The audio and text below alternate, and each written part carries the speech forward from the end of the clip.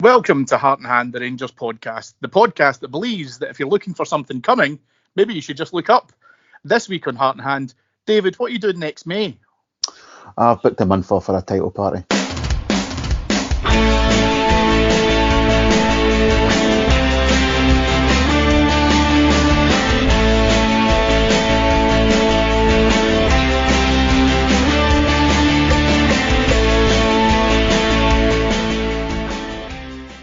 Hello, welcome to Heart and Hand. My name is Cammy Bell. I'm stepping in for David Edgar today, and I'm pleased to say that in today's flagship we have got some very special guests. The first of all, you'll have heard him there in the intro, Mr. David Marshall, Paisley's Rose.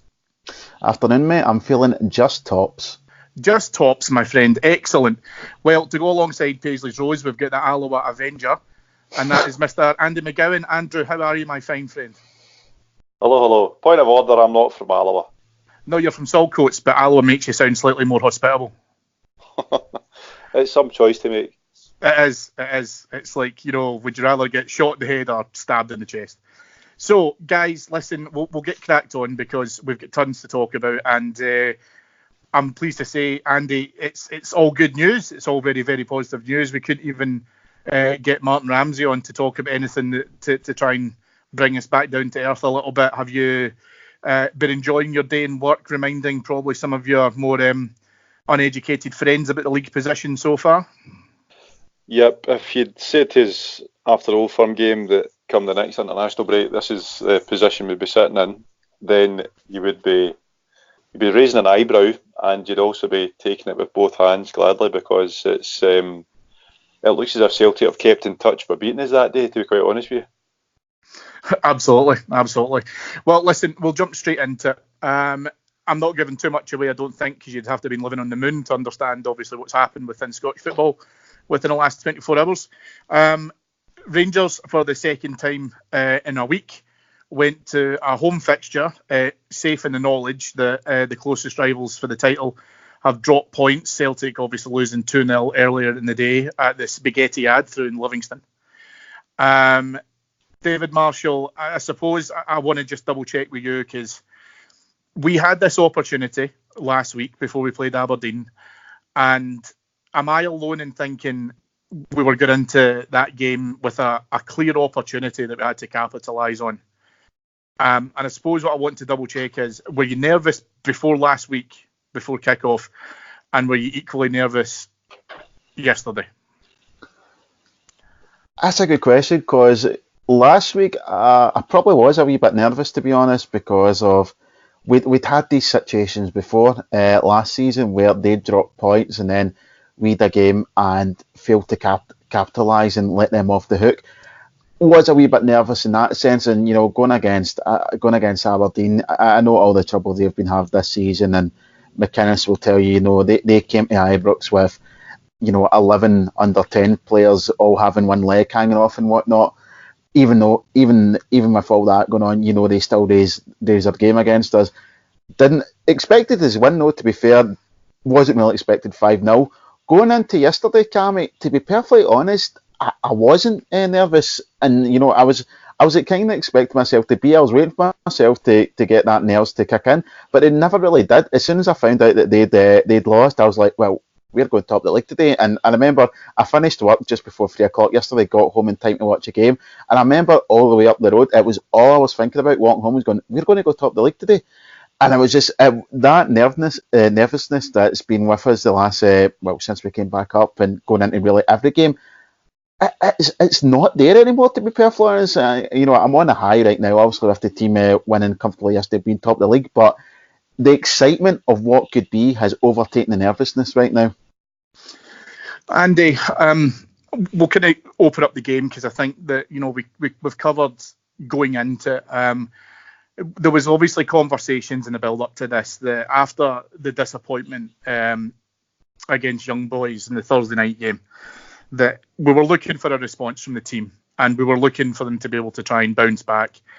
You add on the pressure, because there is a pressure. Let's not kid ourselves. There is a pressure of being able to capitalise on any opportunity that Celtic possibly give us. I don't know if you were nervous or not. You're quite a kind of calm guy at the best of times anyway. But had you been nervous, Jermain Defoe, with a beautiful slide rule pass through from Greg Stewart, opens up the scoring in 7 minutes. A delightful chip. I mean, there's a point to this where I think just you see Defoe, and I don't know if maybe the keeper's at fault, maybe he comes out a little bit too early. But you've got to have some just. It's like just a natural order of things that when Jermain Defoe gets presented that opportunity, he's going to finish it. Yep, it's. I know it's easy to say that he's been doing it all his career, but he has been doing it all his career, and it was just such a natural thing for him to do. If you watch it back in slow motion, you see the pass from Greg Stewart, which is exquisite, by the way, and exactly what we've been missing a lot of times against packed defences at home. Do you think it'll win? Do you think it'll win the Nobel Peace Prize like Scott Allen's pass did? Do you know? Allen's pass is probably in folklore with the Brazil 1970 team now, so I don't know if we'll ever get to the heights of that in Scottish football again, but it came close, I'll tell you that.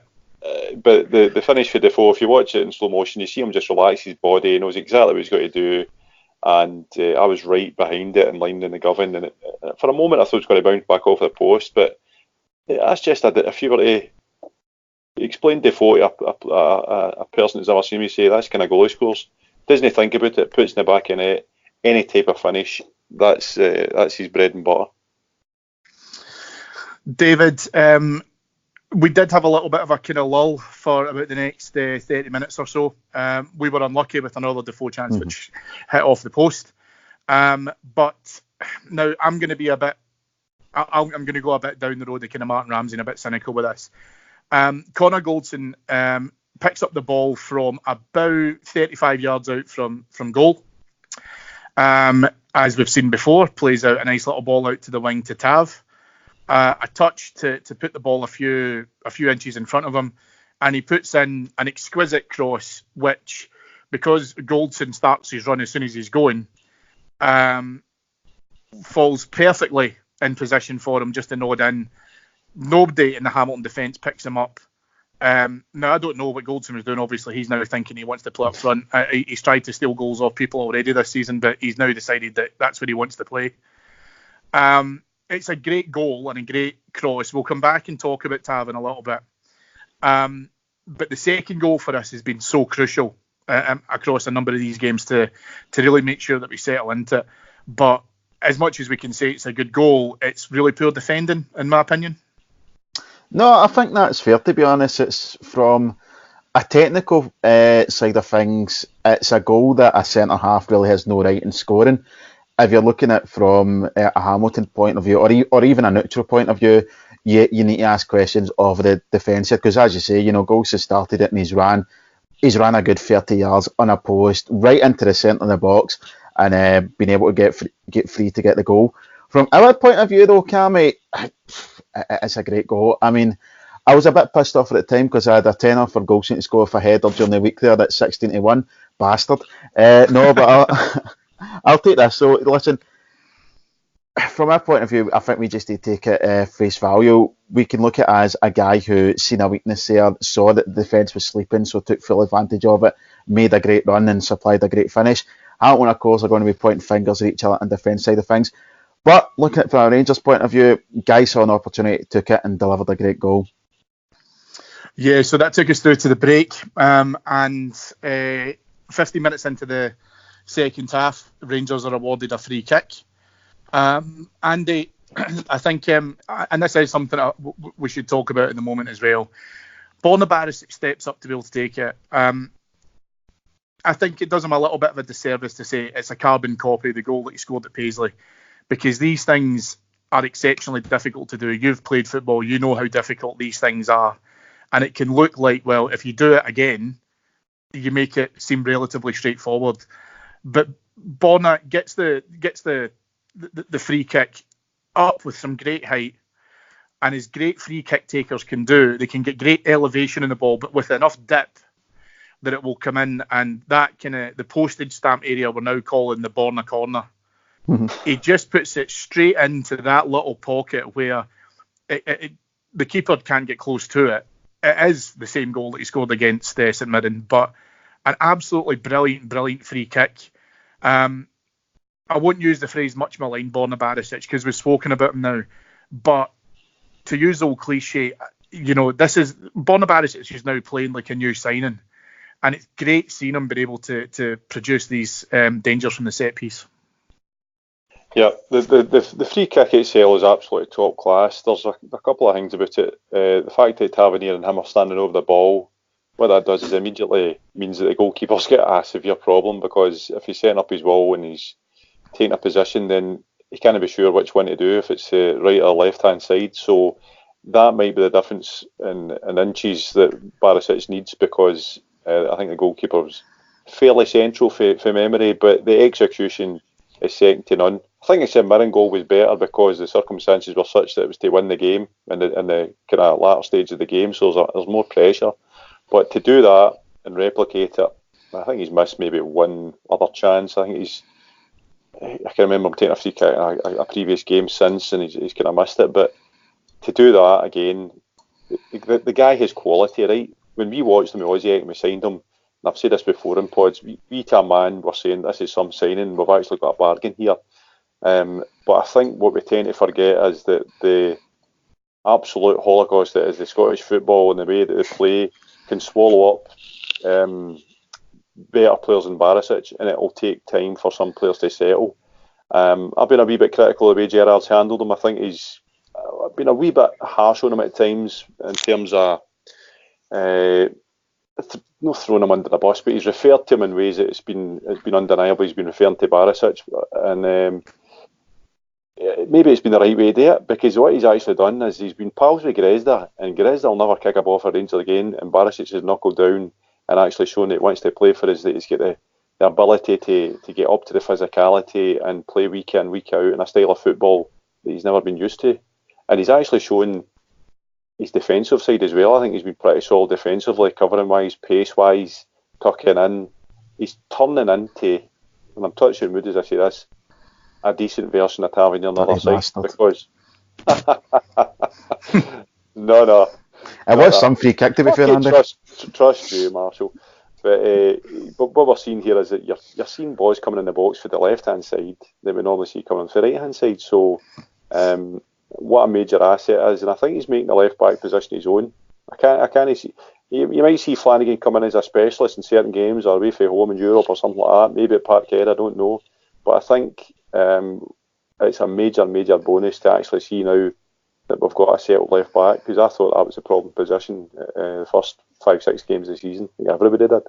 Mm-hmm. David, there's a point here, and Andy's totally right. I think what's now starting to happen is we've seen teams come to Ibrox, but also when we've seen away from home, and what they've done is they've started to stick 2 men on Tavernier because they know what he can produce, and they know the quality of his crossing. They know that obviously from an assist perspective we're there.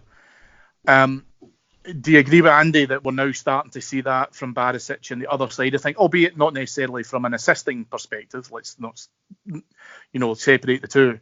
But the guy fundamentally is becoming a threat, and now he is starting to nail down, in my opinion, at least that left back position as his own. I'd absolutely agree with that. Listen, I was one of the ones, particularly over the summer, I think every time I'd done the daily update and Patreon with yourself or David, I was always going on about how I wanted us to get a new left back and a first team starting left back, because I simply didn't think that Borna Barisic was going to make it at Rangers. I am absolutely delighted to see him prove me wrong. The player we've had this season is night and day to what we had last year. And I'd agree with Andy's point as well. Maybe Gerrard was a bit harsh on him, but I don't think he was any harsher than the fans were. I thought he was done. I thought he was never going to make it here. And it was something I didn't think he had in him to show that mental character to pick himself back up and establish that left back place. He is, without a doubt, now the number one Rangers left back. That is his shirt, that is his position. It's a tremendous turnabout from this guy. And to further your point there, Cammy, as well, he is 100% an asset and a weapon for us now. Yeah, I definitely think so. And again, like you say, he's definitely providing a real threat, and he's enjoying his football. You can see, certainly when obviously the goal goes in. And again, I'm not taking anything away from it. It sounds easy to say, yeah, you can knock them in, but they are too, and Andy used the phrase, world-class free kicks. They absolutely are. And again, like you say, I think it's great to be able to see him enjoying that as much as he is. There was no let-off for Hamilton, as a couple of minutes later, Jermain Defoe gets a bit bored of other people scoring goals, so he decides to get back into the act. Andy, you know what you're doing in a football park. I've seen you play against 5-year-olds.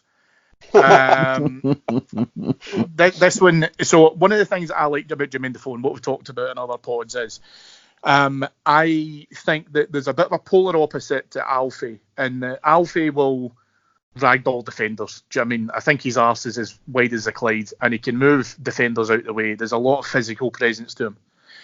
Defoe, not necessarily known for that, doesn't probably meet him as in a similar kind of perspective on the physicality side of things. But what Jermain Defoe can do is that he can make intelligent runs, he can take defenders with him, he can create space where there is none, and again, either he will score from that opportunity or he'll create an opportunity for a teammate to score. This goal, the second goal, the fourth of the game, is something completely different. The ball comes to him, he has his back to goal, something which I think he's doing more and more of, and what I think he's actually enhancing at Rangers with his back to goal and been able to try and lay off. But rather than lay it off, which we've seen, from our forward play, certainly in the kind of final third, playing some nice 1-2s, etc. as well. The Hamilton fullback, Brian Easton, is touch tight to him. Defoe spins him, using a lovely wee touch to be able to try and take him over his right shoulder. He gets away from him, and using probably a really good technique, which I think we've seen a lot of great goal scorers use. He puts the ball through the oncoming defender's legs, over towards the keeper's right-hand post. It's just real quality. I think it's just absolutely brilliant striking. Yeah, so, I mean, even for Defoe's early days at West Ham as a youth, it's not as if he's just realised a couple of weeks ago he's 5'6". This boy's had to actually make his game accommodate the fact that he's never ever going to be a big guy and he's never going to be a muscle powerhouse. So what he's done is he's used intelligence, he's used movement, he's used now he uses the experience as well, married to that, to make himself adaptable. Because what he is we're saying, Morelos plays a slightly different game to him because you're quite comfortable getting Morelos the ball with a defender at his back. Whereas when you do that with Defoe, slightly less chance at sticking, particularly away from home in Europe or in bigger games against Aberdeen, Celtic. You've got the ability to hit you in the break if you don't hold it up.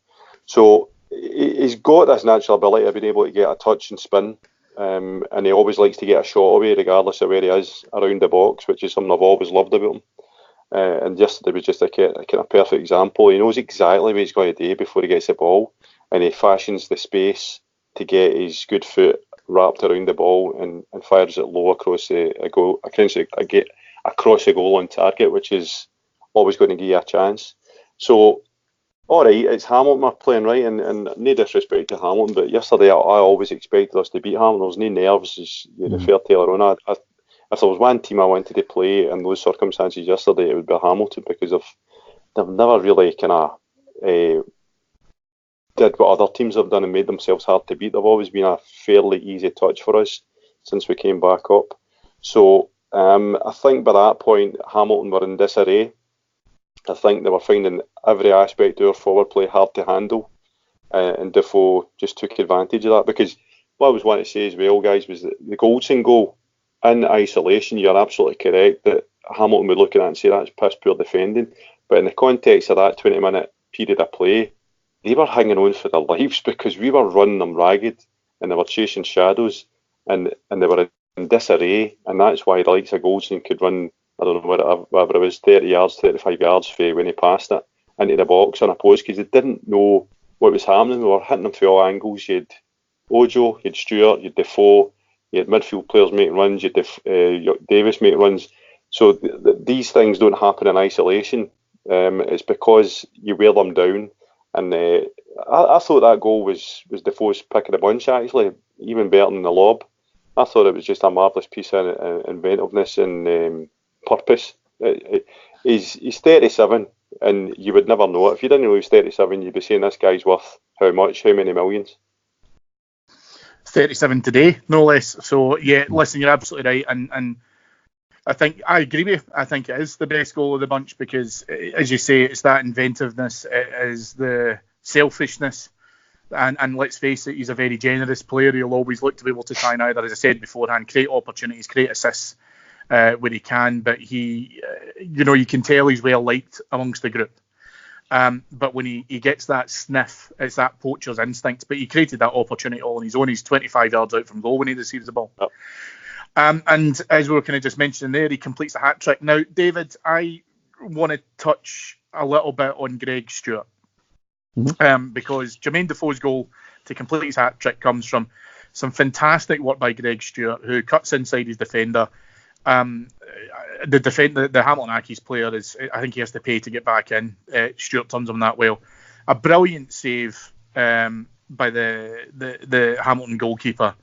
But the ball falls kindly for Defoe, as per with someone of his calibre. He's in the right place at the right time. He smashes it high, goes into overdrive because that's his hat trick. Greg Stewart, for me, felt very much like a bit of a lukewarm signing. And again, I wouldn't be a hypocrite.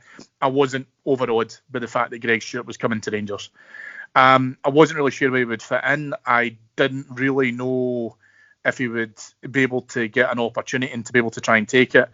But looking at his games against, in the 2 5-0s, Aberdeen and Hamilton Accies, I think he's been a key player in both games. Exceptionally unlucky not to finish that chance. It was actually a really good save by Williams in the goal, but it falls obviously very kindly to Defoe. But Greg Stewart, for me, he's becoming a real selection headache now for the manager. Yeah, listen, when we signed Stewart, I was a bit like yourself. I was lukewarm to it. I thought this is a guy that, he very much fell under that can do a job kind of category for me. But wasn't exactly, when I was bursting to see play for us. Then, as it goes on, he's not really getting time for us. Matter of fact, I did a show with Hoggy just before the Aberdeen game, and we were both in agreement saying, just don't really understand why I've signed this guy. Then he goes on to have the performance he did against Aberdeen, where he was absolutely unplayable, to be honest. Then he comes on, starts again against Hamilton. And, as you said the other Cammy, his performance basically had everything but the goal. Yeah, he's done really well for me, and he's very much, again, he's going further from this do a job. He's going to be somebody that could be really important for us in these kind of games, these league games at Ibrox. I don't know if he's going to feature for us too frequently in the big European games or whatnot, but that's fine.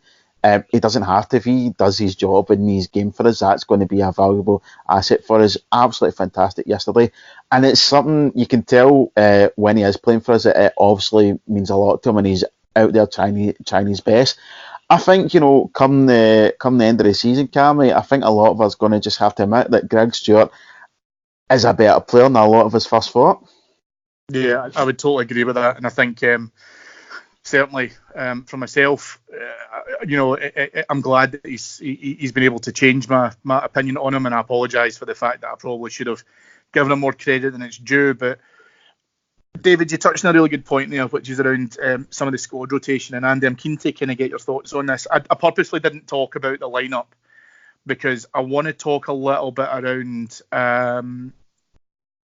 Sunday's game management, the starting lineup, the substitutions used, and probably where that impacts us going forward once we're past the international break. So, for those that you don't know, the starting defence on Sunday was Connor Goldson and George Edmondson. Obviously, we've seen Katic come back in, and we've obviously seen Helander get more game time as well. Greg Stewart started, which I think was absolutely deserved. Shea Ojo maintained his berth. Stephen Davis started as well, so there's a pretty much of a mix of trusted lieutenants, the kind of old faithful. The really great news, in my opinion, Andy, is that we got to see the return of Jamie Murphy. He came on to give Stephen Davis, who was excellent, by the way. He really, really was superb, Stephen Davis, on Sunday. Great to see Jamie Murphy return. albeit we're 4-0 up, but at the same time as we're bringing Murphy on, we also brought on Matt Polster. He came on for Scott Arfield. And Ojo came off with 50 minutes to go to give Alfie a wee bit of a run. And unfortunately, no goals for Alfie this time. But when you're 5-0 down to Rangers and you see Alfredo Morelos coming on with blood probably pouring out of his mouth because he's desperate to have a go at you, you know you're going to be in for even more of a torrid time. And we've kind of discussed this before in terms of obviously the fixture schedule, and Europe's brilliant, and it's great to be able to have the problem of so many games because you're still involved in tournaments. But I think Gerrard, for me, on Sunday showed that he will utilise his resources. He will look to be able to involve players who, you know, either coming back from injury or maybe haven't been fully utilised across the squad. We've seen, as we've just touched on with David there, Greg Stewart coming in and taking his opportunities, so he is in the manager's thoughts. We've got some key injuries, obviously Ryan Kent being one of them, Ryan Jack being another one, Jordan Jones. He has to be able to do things like this to be able to utilise his resources and spread out the minutes and the legs, etc. as well. Were you pleased in terms of being able to see these guys coming back, and do you think that it's going to be beneficial for us going forward? I think, and I've kind of tempered my comments on this, I think we've got a very, very good squad this year. I think the recruitment's been exceptionally good. And just my tuppence worth on Greg Stewart, this is my I told you so moment, because I watched Stewart play. I've watched Stewart play for Dundee even way back when Warburton was looking at him. And he was always a very good player. What's happened to him since is he's obviously went down to Birmingham, but it's not quite happened for him down there at I would regard a higher level. But he's bulked out a wee bit. He's obviously showed what he could do with Kilmarnock. He was the best player in Scotland outside Old Firm last year when he was playing for Kilmarnock. And what he's done now is he's come into the team. I don't think it's any coincidence it's taken him this long to get in the team, because I think what he's done is he's now conditioned as a Rangers player. He's that wee bit fitter than you're playing for Aberdeen or Kilmarnock. You're now playing for Rangers. He's a wee bit fitter. He's probably getting a wee bit sharper, playing with better players in training. And I think he's hungry for it, because I know personally he wants to play for Rangers, always has. So there's something driving him. So I'm not surprised that Greg Stewart's doing what he's doing when he's come on, because he's a wide striker, and they're invaluable, because what they do is they cause a bit of problem, because he's not an out-and-out winger, and it means defenders have got to watch where he goes. And if you're a fullback and Greg Stewart comes in centrally, having started wide left or wide right, you've either got to pass him on or you've got to follow him in. So he moves players about, and he can drop deep, and then when he drops deep, he can pass. So Greg Stewart for me was a very, very good signing on a free. In fact, I think it was a sensational bit of business, because he's something we've missed. We've not had a player with that inventiveness. We've had wingers, we've had guys that could beat a man, but we've not had a player that's got that wee bit of intelligence and can also plays a kind of winger come striker. So that's my Greg Stewart tutorial for the day. To answer your question, I'm usually very respectful to fellow Rangers fans, but I'm constantly astounded at the comments I read on Twitter or whatever, even talking to my pals, and they're saying, why have we got 4 centre-halves for? Why are we buying this guy? Why are we buying?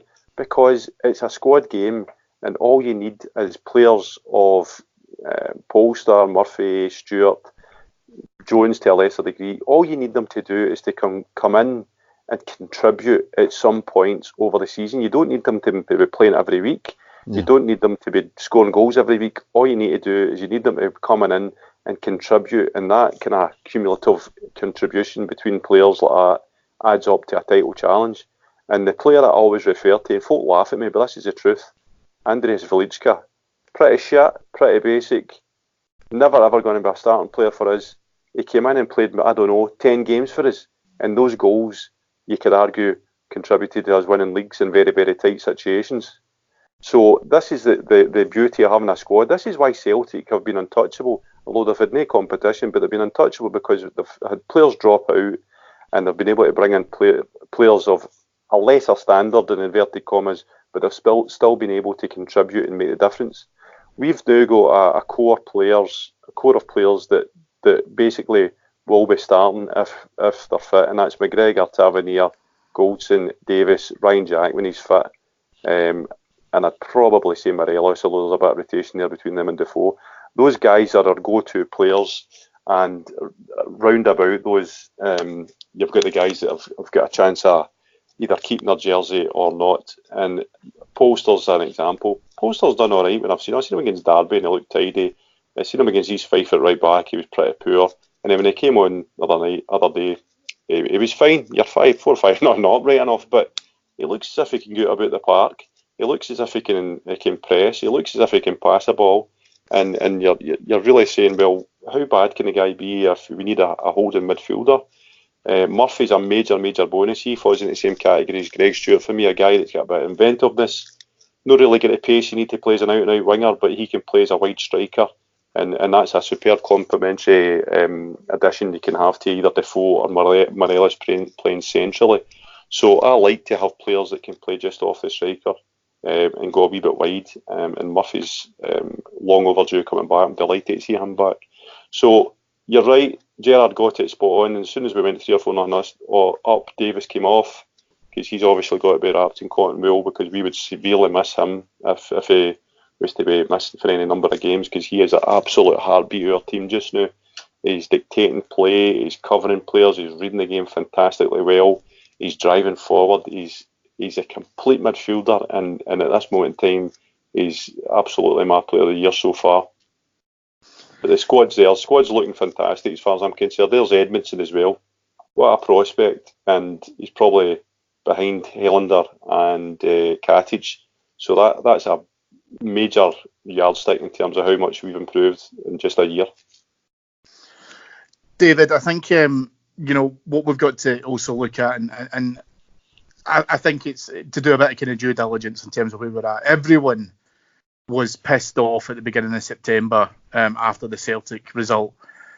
We had really just not long kicked off the league. We were still kind of finding ourselves. We went from a few days beforehand, a brilliant high of getting into the European group stages after obviously beating Legia in the last seconds of the game, to a fairly comfortable victory for Celtic at Ibrox. Everyone was kind of pissed off, from whatever's happened from there.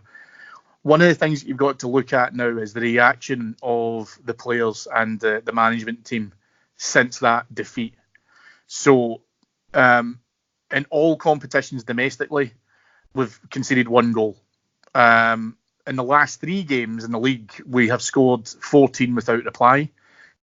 The 1 goal that we have conceded against Livingston at home was a penalty. You would never have, I suppose you always want to be able to do the old adage of taking game by game, etc. But this is us now being able to provide a level of consistency, ironically, that we didn't get when we beat Celtic at the turn of the year last year, that we were screaming out for. And now, I suppose, as self-assured as it might sound, it feels like some of these victories are routine at the moment. And we haven't been in this position for years. Leagues are not won and lost in October. I think we know that. But right now, you really have to admire how well Rangers are being able to play week on week, keeping things tight at the back despite the rotation. And as Andy just mentioned there with Edmondson, it's just a phenomenal domestic run we've been going on. Yeah, I think you raise a couple of good points here, Cammy. You talk about the start of the season and try to find their feet. The form or the performances rather weren't great, to be perfectly honest. There was a couple of real struggles and slogs. However, what was important was getting the wins, and that was something that we weren't doing last season. We would struggle in games and then drop points. My worry at that point domestically was, that can't go on forever. We can't perform, the way we did, say, against St Mirren or Livingston, and hope to take that over the course of the season. That will eventually catch up as we need to start putting in the performances. Then Aberdeen comes and, we totally blow them away. Then, obviously the weekend comes, we blow Hamilton away as well. And what, the thing that really brings it home for me, Cammy, is when you start talking to people who aren't Rangers fans and you listen to them talk about us, not that we particularly care about what they think about Rangers, but it's a realisation from elsewhere. People are going, Rangers they're actually a good team, and that allows you as a Rangers supporter to sit back and go, we are a good team. We are here where we are at this point in the league by merit. We have been the best team in the league since the start of the season. Our one major blip was that Celtic game, which in a way makes it even more frustrating because they were there for the taking, and we had to put in our worst performance of the season against them. But as you say though, our recovery and the reaction since then has been absolutely superb. They make no mistake about it. They turned up at Ibrox end of August, won that day, and thought they'd win the league. They absolutely did. So for us to go in here and to win every game domestically since then is superb, and it speaks about a lot about the character from this team. You're right what you say there, Cammy. Leagues and trophies are not won in October. However, what gives me hope and what gives us a promise, I think we now have a team that is mentally capable of sustaining a title challenge. And I'm not saying we have won the league or we're going to win the league, but if you were to ask me, do I think we can win the league? Absolutely. And David obviously kind of touched upon there in terms of where we were from a domestic perspective. I want to kind of just bring it back a second to talk about the Young Boys game, obviously on Thursday evening. And I suppose now that the fallout from that has settled, I'm keen to kind of get your take on where we were from the immediate reaction to that, and probably laying some of the blame and some of the abuse at James Tavernier's door. For my 2 cents, I don't think Tav has started the season as well as he has done in previous seasons. That's not to necessarily say that he's playing badly. I also think he's hugely self-critical of his own performances. And sometimes you see in his body language that maybe he's aware of the fact that he believes that he's got another gear that he can go up into. Thursday night was incredibly disappointing because the feeling is obviously that we've been the masters of our own downfall, and that we looked very, very sloppy at times, and it's a little bit yin and yang because we're performing so well domestically, and you're hoping that you can carry that into Europe. And obviously the home win against Feyenoord was massive for us. I take it the overall feeling, I think, from you, having spoken to you, is that the abuse that Tav is getting is absolutely not merited, and I think that we probably need to do what you would normally do and exercise a bit of caution, have a think about where we're criticising some of the players, and especially when we're talking about ridiculous sentiment like removing the captaincy from him, etc. How do we help get him back into that place of confidence and where he's performing well? And do we need to be less immediately reactive in terms of probably allowing players the opportunity to make mistakes, God forbid? I know we live in a 24-hour news cycle, and Twitter allows us to publish our thoughts instantaneously as things happen on a pitch, right? But I've often said I don't think Twitter's an accurate reflection, because there's Rangers fans that are in the stadium, and if Twitter was an accurate reflection, then there'd be pitchforks at Ibrox every week. So I don't think the match going bare, your average Rangers fan that goes to games is as reactive, knee-jerk, without perspective as your average kind of Twitter account. But I thought the reaction to Tavernier, and I thought the reaction to the defeat on Thursday against Young Boys was majorly over the top. I thought it was ridiculous. I think, and people say, aye, but Andy, you can't keep saying, remember where we were 3, 4, 5, 6 years ago. Aye, you can, because it's a fact, right? And you've got to understand that the best Rangers teams we've seen in our lifetime still dropped points, still had players that made mistakes, still had question marks over various aspects of the game. It's the nature of football. And what we sometimes ask our team and our players and what we expect, I know that's what's made Rangers. I know that's the standards, and that's what drives us forward and has made us as successful as we can. But in the moment, we should temper things with perspective. Now, it's easy to say because that's my nature. I'm quite an Alex Staff. Alex Staff's the same, except he's even more laid back. You've got to look at things either in the context of where you are, what's happened, even in a game. So I'm talking about Goldson's goal.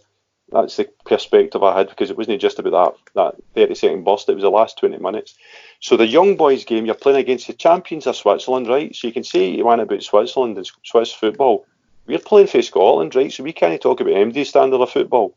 You're playing the champions of Switzerland. They've had good results at home. They beat Man United not that long ago. They've got a very competent team. They've got pace through the team. They've got experienced internationals. So this isn't Hamilton we're playing. So there was always a potential for us to get beat or to drop points in that game. What happened in the game was we competed very well. I thought spells of the possession football we had was absolutely excellent. We were just missing that wee bit of quality in the final third. And the game was very even. I thought we were very evenly balanced against them, as we were very evenly balanced against Feyenoord. So that is the level we're playing at just now. And the fact that we're playing and we're competing and our expectations are such that we're looking to get out of this group is actually a very, very good sign. But you've got to remember, it can go wrong. Now, Tavernier made the mistake for the first goal. I thought he was unlucky because he was trying to play out for the back and he should have just lumped it, right? But he's actually usually very, very good at playing out for the back in those tight situations. And I thought actually the Goldson and Helander didn't cover their certain glories at that goal either. So it wasn't totally doing it to Tav. And then the second goal, it was a bad mistake, right? That can happen. That can happen, and it can happen especially in those shitty pitches. So I think Tavernier, and I'm a big admirer of Tavernier. I really, really like Tav. I think even back to the dark days of 5-0 against Celtic, he was the only guy that I could point in that pitch and say, do you know what? He's the only guy that can compete physically, athletically, and football-wise. He's actually been let down by being in an absolute shit team. So the fact he's a captain and he's one of the first things Gerrard did was make him captain, I don't think you can disregard that. There's a reason for that. And I think that anybody that was talking about taking away the captaincy, first of all, why? What difference does it change things? And secondly, dropping him. That this really astounded me, because if you've watched Rangers at all for the past 2 years, probably longer, but certainly under Gerrard, you would realise and you'd appreciate that Tavernier on the right-hand side, especially when Candace was there, is our go-to default attacking. And if we're chasing a game with 10 minutes to go and we're needing a goal, what do? We get the ball to Tavernier as often as possible. So I think if you took Tavernier out of that team, even when he's playing poorly, or relatively speaking poorly, you would see a massive, massive difference in terms of the attacking potency and the quality. Because there he's put a ball in for that second goal to Goldson, which, if we were watching that in the Spanish or Italian foot, we'd be saying, fucking hell, that is world class. We now take for granted that kind of ball. And actually, I got a wee bit annoyed at the game yesterday at Hamilton versus Hamilton, because, I don't know, first 20 minutes, you could sense a wee bit of needle towards Tavernier when he made the slightest hint of a mistake. And we demand that every ball he puts in is absolute perfection. It's not going to happen.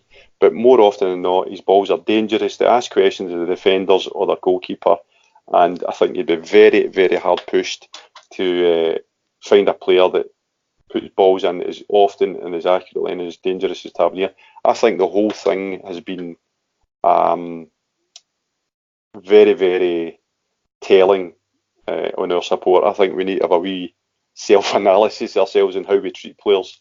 I thought it was ridiculous, to be quite honest with you. David, I suppose, so this is something which I think is quite interesting. Obviously, this deals with some of your world and your background, the social media stuff. We've obviously seen the reaction from the great unwashed, the Ryan Christie, having rightfully been sent off against Livingston yesterday, had to delete his social media accounts because of the amount of abuse that he was getting. Fortunately, Tav's not had to go down that road because, we're all sensible and, various other things. However, there's a point to this where when you think about the league and how long a league lasts, and we went through, Andy and I more so, have went through the 9-in-a-row season. It is awful. It is pressure every single week. You're virtually playing a cup final every other weekend. Because you've got to win, you've got to be able to try and get it. That will only continue to ramp up now for Celtic. But we need to make sure that we're keeping our own house in order by remaining calm, by not probably doing, and I think, I don't know, I don't want to put words in Andy's mouth. It feels to me as if maybe one of the words he's searching for is a bit like an overreaction almost to what happened to young boys. I totally agree with that. I think that Tav sets himself very, very high standards. But we need to probably make sure that before we do have that instant reaction, that ability to, go onto social media to say whatever we want, to have that vent, if you will. Mm-hmm. We need to be really cautious about how we take a breath and take a minute and just endure across the entire season, because this isn't going to be a quick walk in the park. We're going to be talking about months and months of pressure building up, and if things go our way, I think that you'll start to see adverse reactions coming from their side of the city, which is fine because we want them to make mistakes and to have their re-implosions and all the rest of it. But the good opportunity now is to see you've got to treat your players with respect. They do have almost direct access to players now in social media. We need to make sure that we're presenting ourselves in the right way with that, even when we are bitterly disappointed in particular games where, I don't want to say we threw it away, but we threw it away. Yeah, well, firstly, I was 4 when we completed 9 in a row, so I was fairly laid back that season. Andy was 6. Yeah. No, to your point, no, and I'm not necessarily going to disagree with a lot of Andy said, but just a few counterpoints here as well. I think what we need to get here is the right balance between criticism and abuse. Quite frankly, as supporters, I think we should always have the right to be critical. It's when you take that too far and it does get to the levels of abuse. So first things first, if you ever tag a player on Twitter and even be critical towards them and tag them on Twitter, you're an arsehole. Don't do it. You get absolutely nothing from it. That is brain dead behaviour. Do not tag any player on Twitter, whether he's a Rangers player or any other. Just don't do it. It's not a good look. Andy raises a point there. One I actually agree with about Twitter not being a good representation of the match going support as a whole. I would agree with that, but at the same time, and Andy touches on this when he talks about there being niggle inside the stadium for Tav, Ibrox is not a patient stadium and we're not a patient support.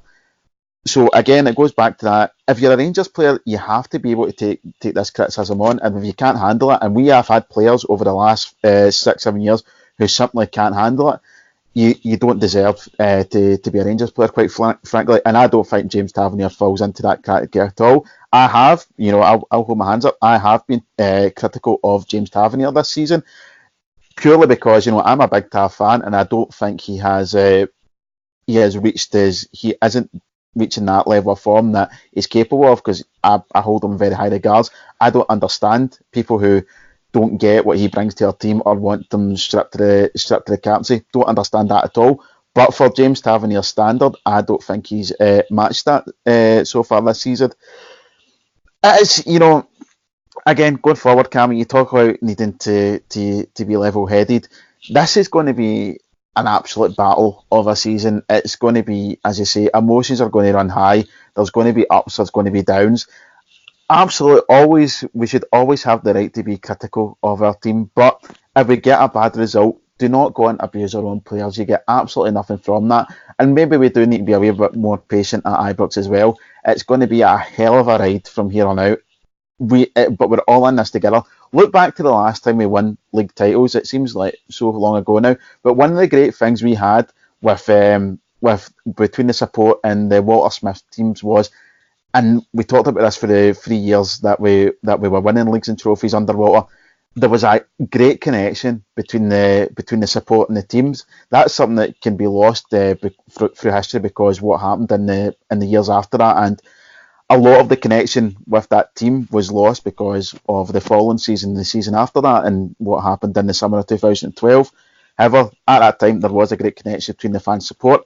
I think we're just maybe not quite there, but I think overall, I think there is a big connection between the fan support. Look at the stuff like Alfie on the bench on Saturday, clapping along with the fans to every Saturday we follow. That is superb. There's a lot of players in this team that pretty much all of them, they love being Rangers players, and you can see it when they're on the park. You can see it when they're when they're on their own social media and they're talking about what an honour it is to play for this club, what an honour it is to play in front of the support.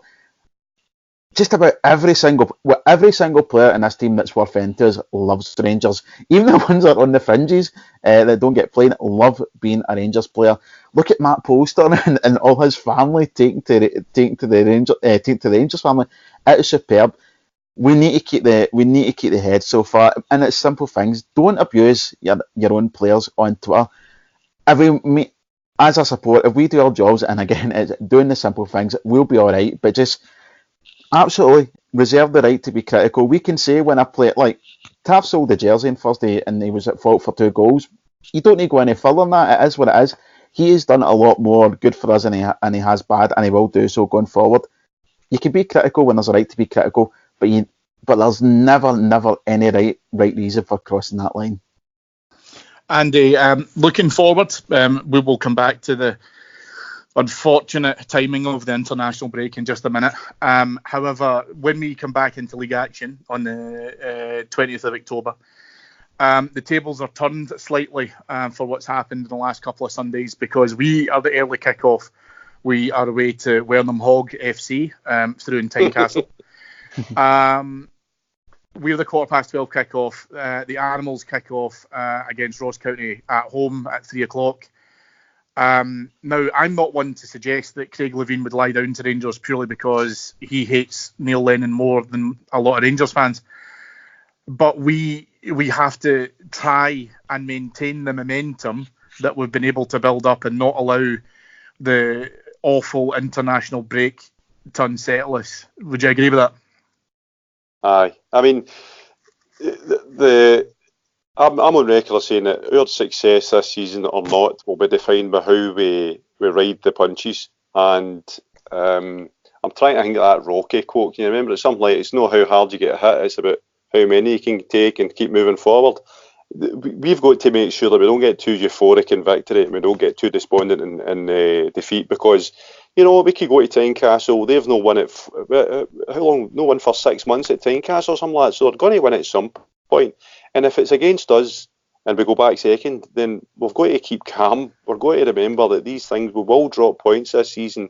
It's just a matter of keeping in touch and making sure that we keep them under pressure, because, as you've said, Cammy, we know what it's like to live between 8 and 9 in a row. It is absolute pressure because you've got everything to lose.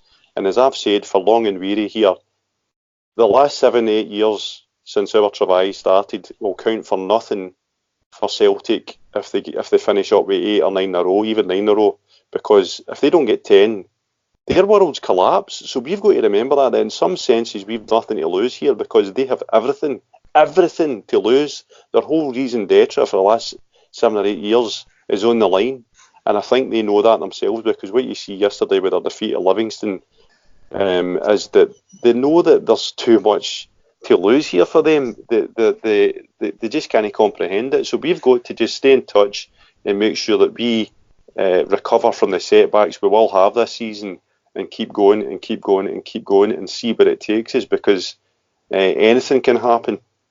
And Hearts will be a major test for us, because I think Celtic's fixtures, I think they play Ross County the day before, don't they?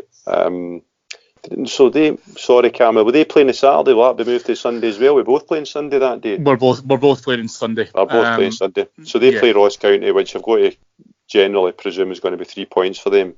And then the week after they're away to Aberdeen, which I don't really even hold it. We should think of that as a banana skin for them, but against Aberdeen, there's no chance of that. So we've got to take care of business. We've got to keep the momentum going. But I think what's more important is that if we do get a wee setback, we've actually got to just keep the heads up, keep the belief there, and keep going, because we've got to have confidence in ourselves now. We are not the team we were last year. We're certainly not the team we were the years before. We have a good squad, we've got the players, we've got the mentality. It's just a case of keeping it going. I totally agree. And I think that now we find ourselves in the driver's seat. The pressure should move to us as part of that, because we've got to maintain that momentum. We've got to maintain the focus on not only, you know, the performances, but more importantly the result, and being able to try and drive it forward. Okay, folks, well, listen, that will pretty much do us for this week. As I mentioned already, unfortunately, we are heading into another dreaded international break. If you're going to cheer on a team, it certainly won't be Scotland, as Ryan Jack has obviously pulled out of the squad. But hopefully Alfie, David, might get a wee run out for Colombia, because he's obviously been pulled up to the squad, and you're hoping to see him getting into the international scene a little bit more. Yeah, listen, if Alfie starts featuring for Colombia and starts doing well for him, it's only going to benefit us. He will grow as a player, playing international football and playing with the players in that squad, and of course, on the other side of things, it will raise a valuation of him just that wee bit higher. And are Scotland playing? Sorry. Yes, apparently so, yeah. But, I'm sure I heard that somewhere and then quickly discarded it.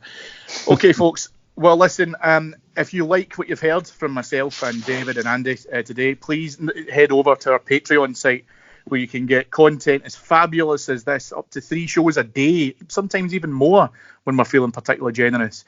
Our Patreon site is patreon.com/heart and hand. Again, as I say, you will receive daily updates. You will receive some great shows about Rangers, about the time capsules and former games that we've played in, moments that matter, shows about The Simpsons, which Mr. Marshall is involved in, which is hilarious as well. It's the best show on there, let's be honest. Let's be honest, it is, yeah. I know all that other football rubbish can just put to one side. But if you aren't a member and not subscribed, for goodness sake, why not? The other thing as well is that if you really like what you've heard and want to see more of us in person, we are coming to Bathgate with good personal friend of the show, Kevin Thompson. We are playing at the Regal Theatre in Bathgate on the 23rd of November. It's a Saturday. Tickets are still available. If you want to go onto either a Heart and Hand site, or the quicker way to do it is if you're on social media, if you go onto David's site, or David's Twitter page, which is at IbroxRocks, you'll be able to get your tickets off of there. Please ensure that you come along. Kevin is a brilliant guest. He talks a lot around, obviously, his time with the Bears, his time involved with the gaffer, Walter Smith, what he's doing at the moment just now with obviously the under-18s, etc. And he's just a really engaging guy. And as much as we might enjoy having him there, he's just an absolute pleasure to listen to. Sometimes you just get captivated. Plus, we've had to put big Andy McGowan on the stage with him, so we counterbalance how good looking everybody is in the stage, because the other boys are pretty ugly, myself included. If you do come along to the show, I would also urge you, please come along and give David Edgar a big hug. He doesn't like handshakes, he's a hugger. So give him a warm embrace, try and keep it connected for maybe 5, 10, 15 seconds. But in all seriousness, folks, please, if you enjoyed what you're listening to, come over and check us out on Patreon. It's an absolute bargain. And also our live shows are fantastic too. The last thing for me to do is to thank our executive producers in London, Mr. Mike Lee and Mr. Paul Myers, and also to bid a very, very fond farewell at the moment, but we will be back very, very soon, to my guest, Mr. David Marshall. Cheers, mate. And also the delightful Mr. Andy McGowan. Thanks, Cammy. I'm working on a tap dance routine because it's in a theatre. I think we should do something special, me and you, so we'll do one of those Morecambe and Wise tap dance routines, I think, and Kevin Thompson can come down the stairs after it. Oh my goodness, it's going to be like something out of Young Frankenstein or something like that right at the tail end of it. Okay, well listen folks, if you want to see that is surely worth 20 quid per head. Thanks so much for your time this week. We'll be back really soon after the international break. Please enjoy your week as it comes. Thanks very much now. Bye bye.